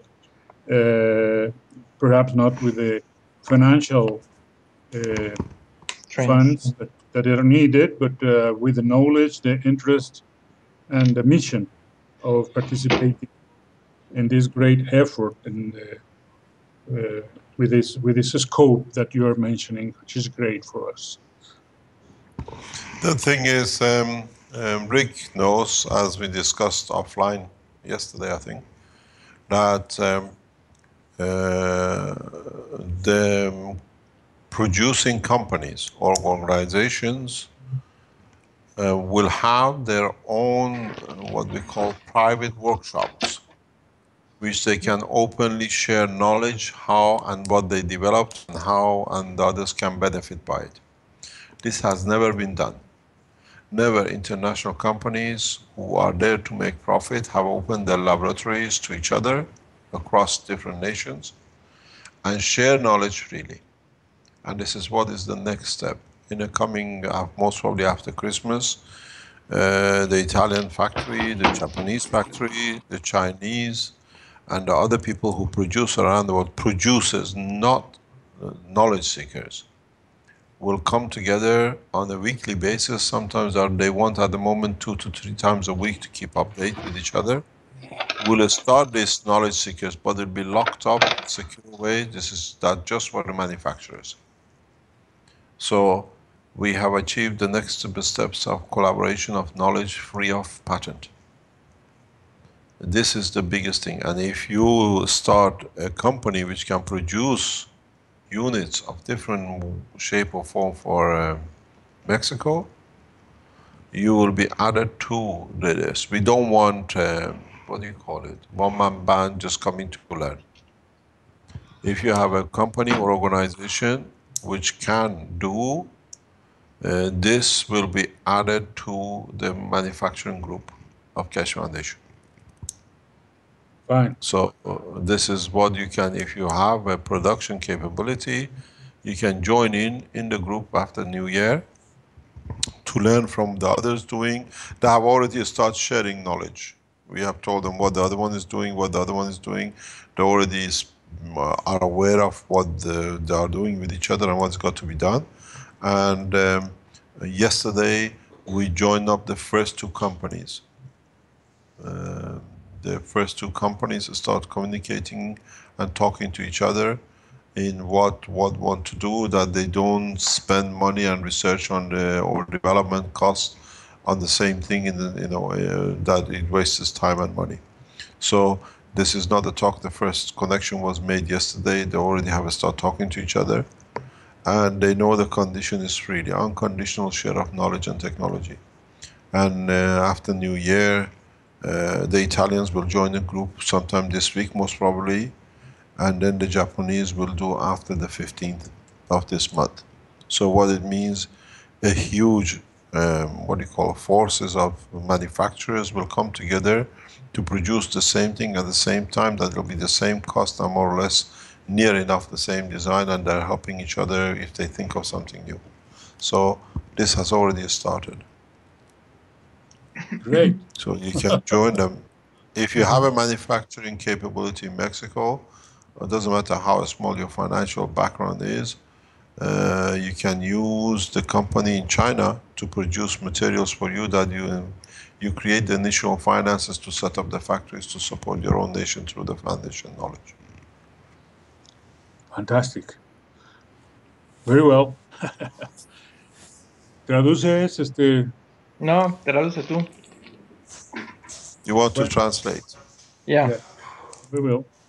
Nos dice el señor Keshe a nosotros que esto se está armando a nivel internacional rápidamente, con un principio de que estén empresas manufactureras que quieran participar y que estén integradas en una red de intercambio de conocimiento y de tecnología para poder producir al mismo tiempo para surtir a los programas que surjan de este nuevo enfoque. Que si tenemos una compañía mexicana que pueda manufacturar, como es el caso, que nosotros podemos ser añadidos a esa red, en ese principio de que vamos a poder conocer lo que los chinos están haciendo, lo demás, y también recibir los beneficios del financiamiento para poner la fábrica como debe estar y poder participar. Esto es una gran noticia para nosotros. Fine. Ok, es correcto. Yo nada más he estado leyendo algunas de las preguntas que están en Livestream. Para aquellos que preguntan, hay alguien que pregunta por ahí, ¿cómo podría hacerse llegar los kits de CO2 que vende la fundación si no llega Amazon ni Alibaba? Mr. Keshe, there's a question in the live stream internet about how will you reach the population that doesn't have Amazon or some Alibaba to for the products you will start producing and distributing? The process is very simple. We monitor, we were talking in a very simple way. We monitor what is used by which nation and how we can penetrate the population in knowledge and everything else. Okay. There are, at least as far as we know, near enough to Keshe Foundation in every nation on this planet. It's very shocking, but this is something which we were talking to Elia in the past few days, and what we are trying to do in the coming weeks. So somebody has to do it according on the webmaster side, or the people who run the forum, that every Keshe Foundation and who's responsible for it in which country has to be registered, and unregistered Keshe Foundations to be posted on the forum. And through that, we need somebody who can collaborate with everybody else. There is something which I have to add to what we have agreed with the manufacturers. Okay. There will be kept a track of which country buys and what they bought and what is the share of the foundation in that purchase.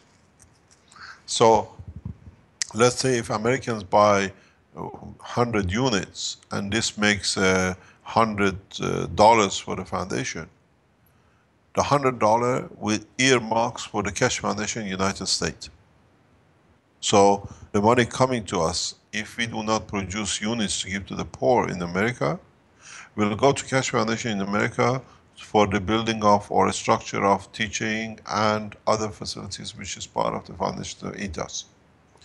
This we have agreed, and this is going to be done. So the 4 or 5 manufacturing points around the world will become the distributor of the wealth back to the nations where it came from. So we are not building another Vatican that all the money comes to Keshe Foundation in Holland. We have told them, if we need money for our daily needs, we ask how much of it has to come to us that we can carry on. The rest goes back to the country where the money was created for, the wealth created for the people of that nation. This brings a question which we understand. As you said, the countries don't have Alibaba, but they have the Keshe Foundation. And through the Keshe Foundation, we will organize the distribution. There'll be some misuse and abuse, that's normal, I've seen enough of it. As you know, 40% of United Nations food never gets to the people, it gets sold to the people. Because people have to make money out of it. This is one of the biggest problems with food distribution with United Nations. What is given free becomes money for other people. So this is important for anyone around the world who has or set up Keshe Foundation for your country, to get yourself registered with the foundation very quickly. Who is responsible? And we monitor any abuse, so we can always announce.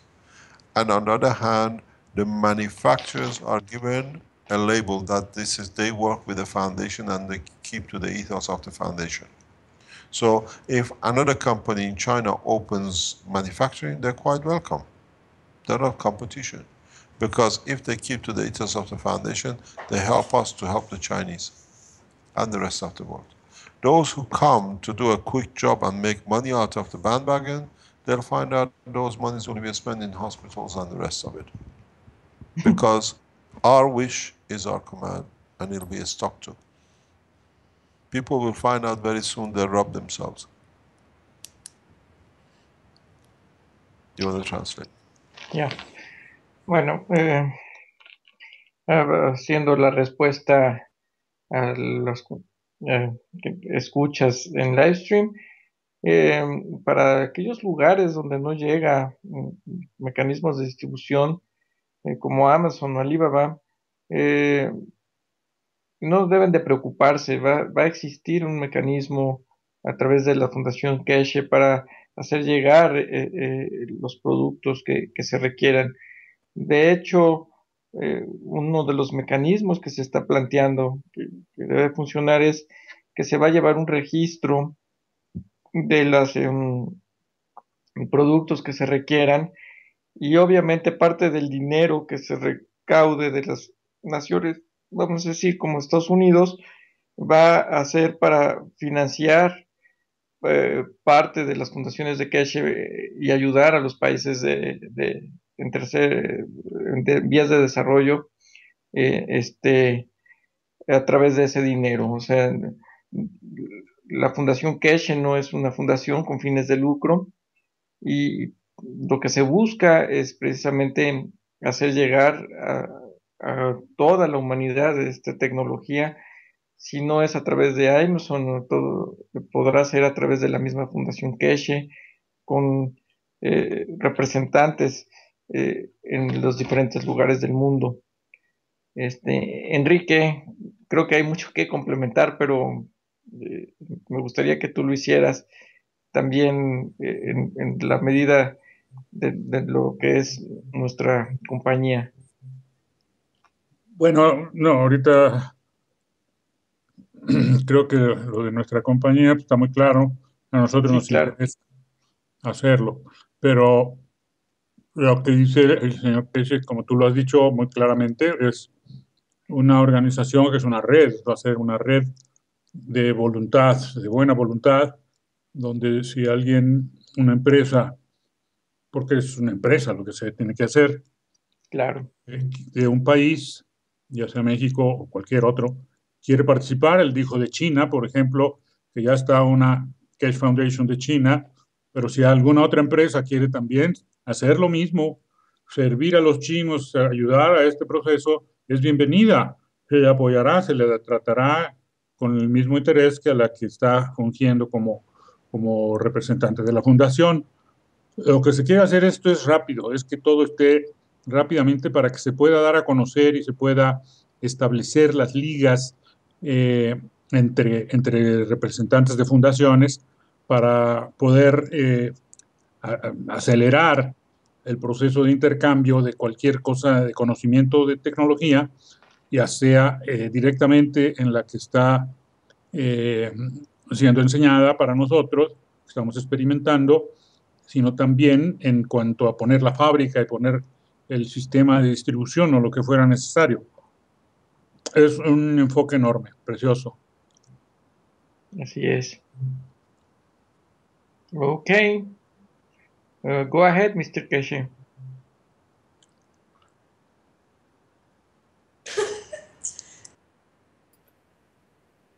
Are you there, Mr. Keshe? Yes, we are here. We're just discussing things in the background. Yeah, we can hear the giggling. No, because what happened, I tell these knowledge seekers here around the table, 3 of them, these knowledge seekers, actually 4 of us, is they do not know what they got themselves into. The way the foundation is going. To keep to the ethos of the foundation is not easy. Especially for the man who's destroyed everything and is part of his habit to steal. This is the biggest problem. Even you always have to pray, as I always say, give part of your soul, that what you need comes to you according to what the other souls agree. Then when you receive it, it's a gift you adore and you can keep. Because once you steal, you always have to worry about where I'm going to hide what I've stolen. But when you give, what comes back is always precious. And this is the way the universe works. You cannot steal Not from one to give to another, and not to steal to give to everybody else. What you call Robin Hood job does not work. But if you give freely, what is there to give back will give back freely. Then you have not stolen, and they accommodate themselves. And this is the way I live. I always live that way, and this is the way it has to be. We have made the knowledge available, and it's for man to share with man equally. If they want to rob to have one more Rolls Royce and 2 more private jets, they have no value. And we see now what we call philanthropists, who actually, with being philanthropists, are killing more people with the wealth they thought people thought they are getting freely. Vaccination, free vaccination, philanthropists to kill. We don't do anything free. We gave the knowledge is for you how to make it available to each other to benefit by totality. And this is the difference. We gave it with one condition. The only condition put to this technology, and everything is given free, that will not be used to harm no one. That will be kept, because this is the way people will go out of their way to help each other. And we've now seen it. When I sit with the manufacturers, I talk to the manufacturers and how they are doing it, to me is absolute pleasure. Because they have realized with all the wealth they have, they can make more wealth, but they have to spend more of it to give the right way to the people. And this is the way it's going to go. It's not going to change. It's our wish, and as I always say, once you make that wish, the wish is your command.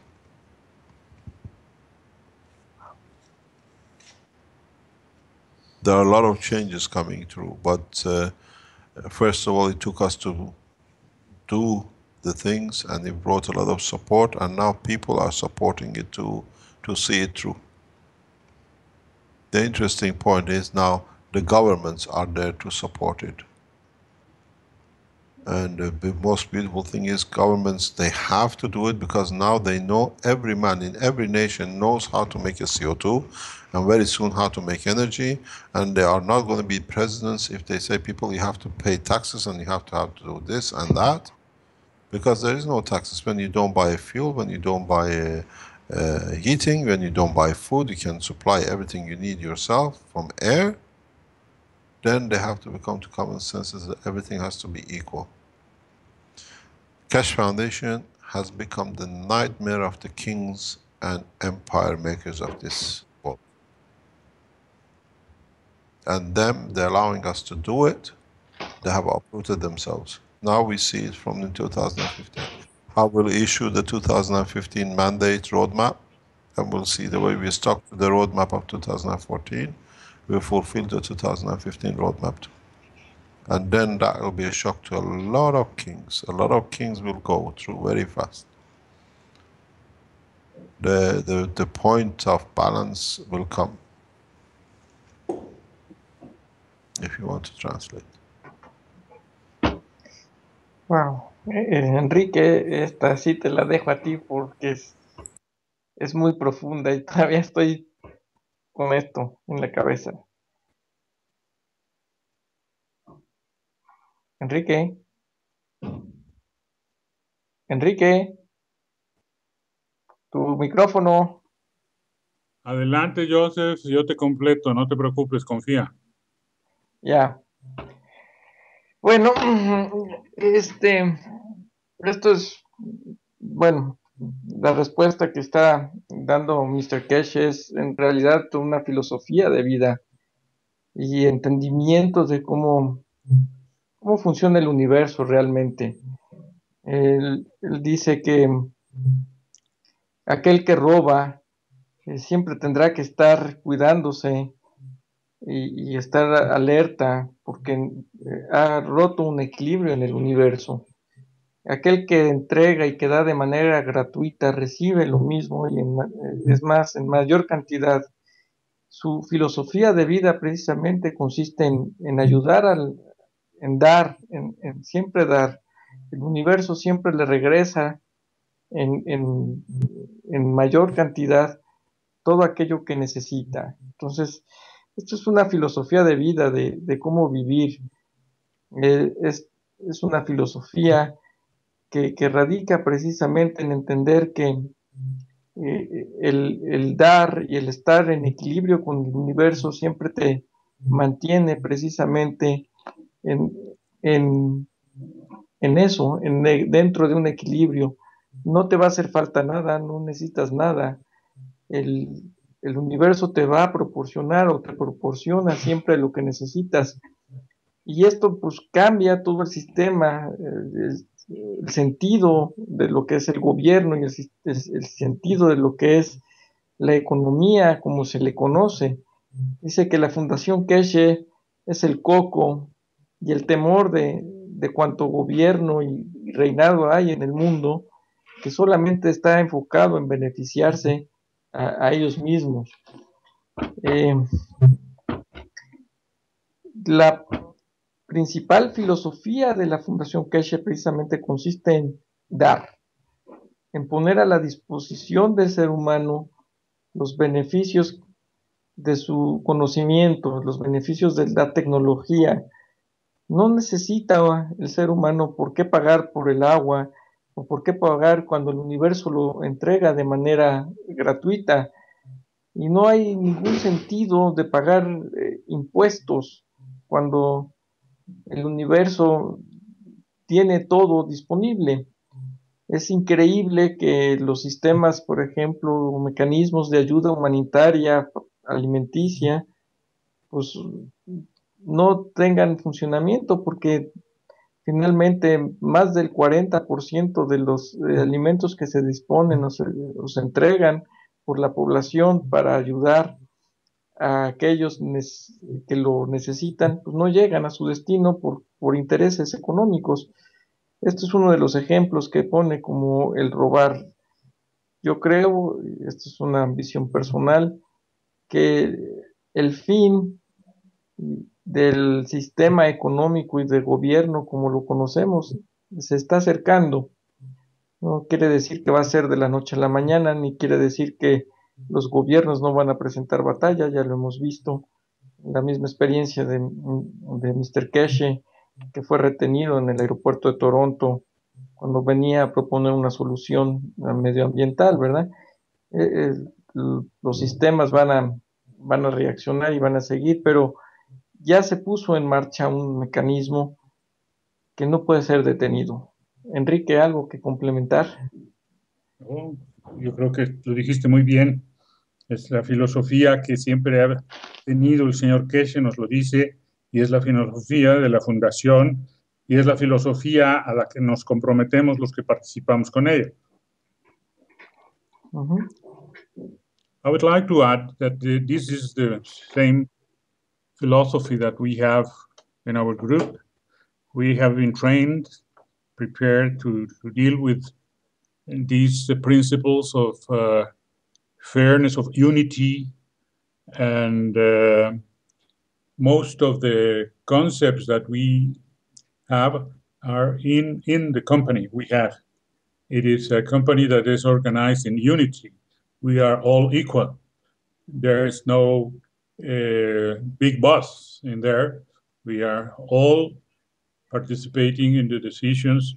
We deliver leadership of tasks to different people, but we all back up everybody. And we want to participate in this learning, designing, experimenting, fabricating, distributing, because we see our experience in the area of dealing with people is very great, fortunately. And it's not just an easy part of delivering it through Amazon or whatever. The people has to understand what it is. There's a service that we have been able to do in liberating poverty, for instance. People is not aware of what can be done. They don't see the solutions. And we have to come up and help them to evolve their consciousness and we are good at that. We have experience in that, and that will expand the benefits of your initiative. And we are with you, as I told you at the beginning. We are with you. We are the Keshe. Please consider us as a Keshe, Mexican Keshe Foundation representatives, because we want to do that. This is our aim in being with you. Thank you. Thank you very much. I hope we can keep the ethos of our nation within the people of this planet. Then we have moved on, and we'll see where the next step will take us. Okay. We got to see where we go, and how we can see people be right to themselves. As I always say, even pray for your enemies. I pray for the people who tried to kill me and my family. And in a way, the punishment is for them to punish themselves, or their souls to punish them. And if there is a punishment, or what we call reach equality and balance. So the whole principle of the work is to be able to bring the change in a smooth way. And this is the way we have set our way, and we will not change. But in a way, it's very hard for a lot of people to accept the change. And it'll come by example. And we have set the example to be done in the coming months and weeks. As the units become available, we will ask for which nation would like to receive it. So it becomes on what the fairness is, and which nation will receive how many of what units. So then between the Keshe Foundation worldwide, you have to decide out of, let's say, 1,000 units CO2 kits or energy kits, which nation has priority, which people in the nation they have priority. The ones who want the poor to be looked after first, and then in the poor nation, the brother and the father of the guy who's in the Keshe Foundation doesn't take priority, then we see the maturity. And in a way, us giving systems which belongs to or is a part of the benefit of the foundation to humanity, we test the humanity to test himself. They don't understand it, but it will happen this way. They say, there's an old say, very famous say, they say, we test the gold with fire and man with gold. So we want to see who can stand the heat. And we'll see your people and any other nation who puts priority themselves or the others ahead of themselves. Then we understand the purpose of the foundation.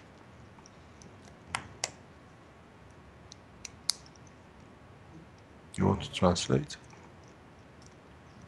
Enrique, perdón, me entretuvieron aquí con una visita y no escuché. ¿Puedes traducir? Y ahorita me reconecto. Yo no estaba atendiendo, me hubieras avisado. No, el señor Keshe está abundando en decir que así, con estos principios, es como el actuado y como se actuará, y que cualquier organización que pueda y quiera participar de esta manera, pues va a poder participar en esta red maravillosa que se está planteando. Y yo creo que esa es la esencia de esto. Es, como se nota, una misión grande de un cambio de panorama de la vida para las personas, porque yo lo que veo por mi personal experiencia, yo fui director del Centro de Investigaciones para el Desarrollo Rural en México, y conozco que hay mucha resistencia, no solamente de los que se oponen por intereses a que surja una propuesta de justicia, de igualdad, sino de las propias gentes que que pueden no darse cuenta de lo que este cambio significa. Pero él dice que esto va a venir solo, que vamos a empezar con algunos, vamos a llamarle patrones a seguir, algunos voluntarios. Como siempre, se tienen que seguir las cosas en la realidad, trabajar con los que quieren, y ese ejemplo servirá. Se requerirá, sí, promover esa conciencia, esa evolución de conciencia. Pero todo es empezar, y el que esté dispuesto a hacerlo, a participar en ello, pues está en el grupo, por así decirlo. Eric, ¿algo que adicionar? No, yo creo que todo quedó dicho, muy bien dicho. Quería disculparme que no pude acompañarlos porque se me cayó el internet. Hasta ahora se reconectó. Bueno, adelante, Joseph. Ok, perfecto. Perdón, Enrique. No, adelante. Okay, Mr. Keshe, go ahead. Okay, it's beautiful. Beautiful. Hello. Okay. Is there any other question? We nearly passed our 2 hours. This week was many more learning, the announcement, than anything else, but it's part of the whole thing. There was another question. Maybe we should reserve it for the next workshop because it might get involved a bit. The basic question was, just to tease you with it, Enrique his group had a question about the earth and the inner earth and beings that live inside the earth, and about the Caroline core. Can the Caroline core sustain life?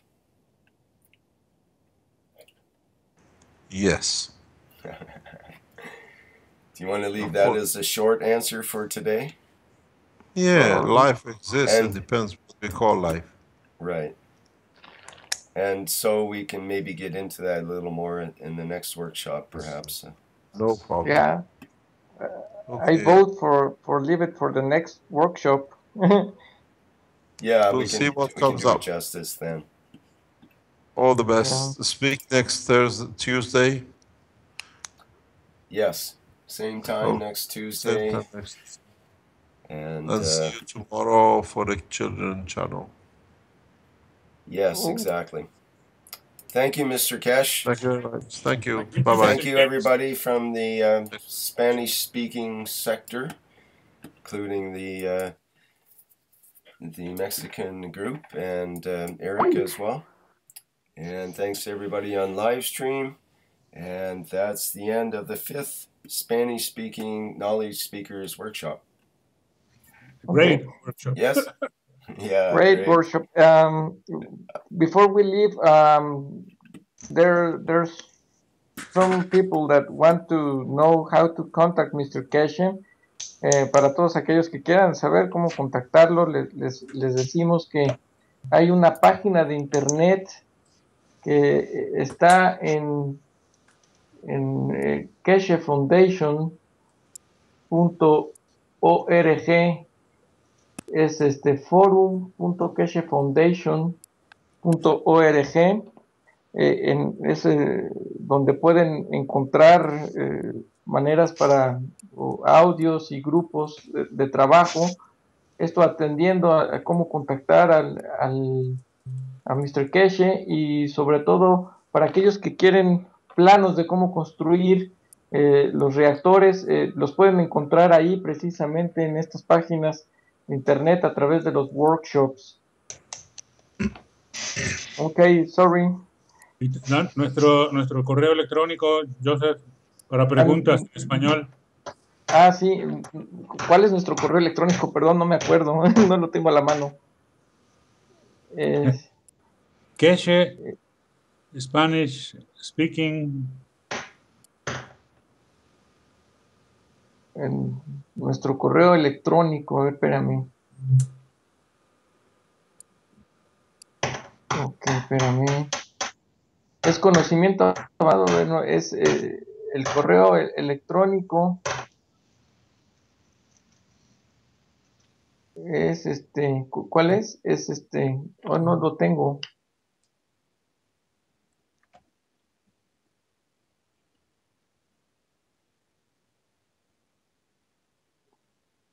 got the forum up there now.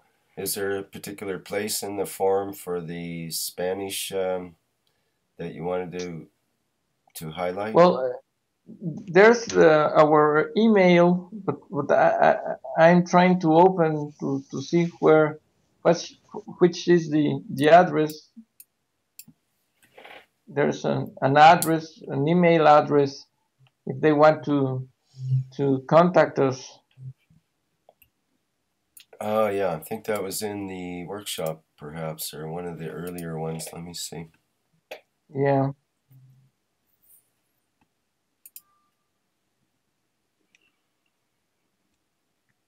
Oh, I didn't put it in the last one. Oh, there it is. The Keshe... Habla Hispana. Okay. I just highlighted here in the... this is in the forum. And here's your reply about the workshop. And it includes the email address there, so I can zero in on that. And they can see the live stream address there as well. Sí. Yeah. It'll take a few seconds to come through in the live stream. Just leave it up there until it comes through. I can read it now.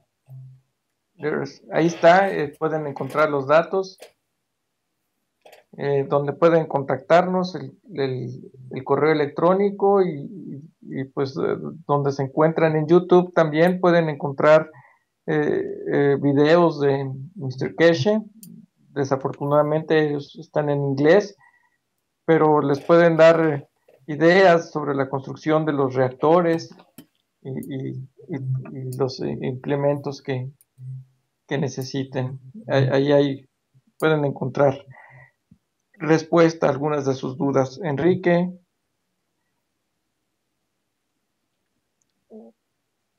Eric, ¿algo más que adicionar? Sí, muchas gracias a ustedes por la colaboración en todo. De nuevo, disculpas por no haber podido estar más tiempo con ustedes y ayudarles con la traducción. Es una fantasía poder tener al señor Keshe explicando todas sus cosas y espero que muchas personas nos sigan con este programa de informarle a las personas, al mundo entero, esta gran tecnología. Es una tecnología que es cierta, es verdad, no son mentiras. Yo mismo la he probado. Es decir, háganlo ustedes mismos y se dan cuenta que sí funciona. No es mentira. Las personas que han tratado de desacreditarlo únicamente lo hacen por cuidar sus propios intereses, porque saben que ya se les acabó el tiempo. Esta tecnología va a sacar el mundo adelante. Muchas gracias por habernos acompañado. Thank you very much, Rick, Vince, Enrique, Joseph. Okay, everybody. Gracias a todos. Adelante, Joseph.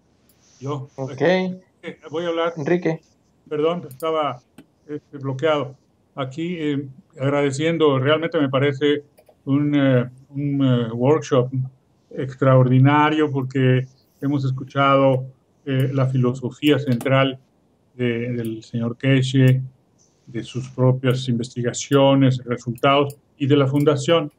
Y la verdad es que los que estamos interesados en un diferente modo de vida, estamos identificando en ello, en esta manera de pensar y en esas realidades que nos ofrece, el camino que estábamos esperando para poder trabajar en esta manera que también nos propone de ser en unidad, en intercambio, sin barreras, sino con un concepto claro de ayudar al prójimo como a nosotros mismos. Para eso hay que quererse a uno primero, para poder querer a los demás como a uno mismo. Pero este es el camino que estábamos esperando y la organización que se está proponiendo me parece extraordinaria. Nosotros estamos ya participando, sin lugar a dudas, y también preparándonos en las tecnologías con la ayuda de Eric y todos los demás, evidentemente. Así que gracias, Eric, gracias, Rick. Thank you, Rick. Thank you, Vincent. Thank you, Mr. Keshe. Thank you, Joseph for the translation. Very good. And we'll see you next week. Thank you. Thank you all too. It was a great workshop. Okay, Anything else to add? Ya, misma hora, mismo día. Aquí los esperamos para nuestro próximo sexto Spanish Speaking Knowledge Seeker Workshop. Thanks, Rick, for making it possible. Vince, thank you. Enrique y Eric por el apoyo en la traducción. Thanks. Gracias a ustedes. Nos vemos por el canal privado. Sale. That's it. Okay. Bye-bye, Enrique, Joseph, and Bye-bye, Vince, Rick. Eric, and all the rest. Bye. Thanks. Okay. Bye. And this is the official end of the 5th Spanish-Speaking Knowledge Seekers Workshop. Fantastic. That's it. Very happy. Sale en el privado. Listo, ¿por qué no me timbras? Te timbro. Porque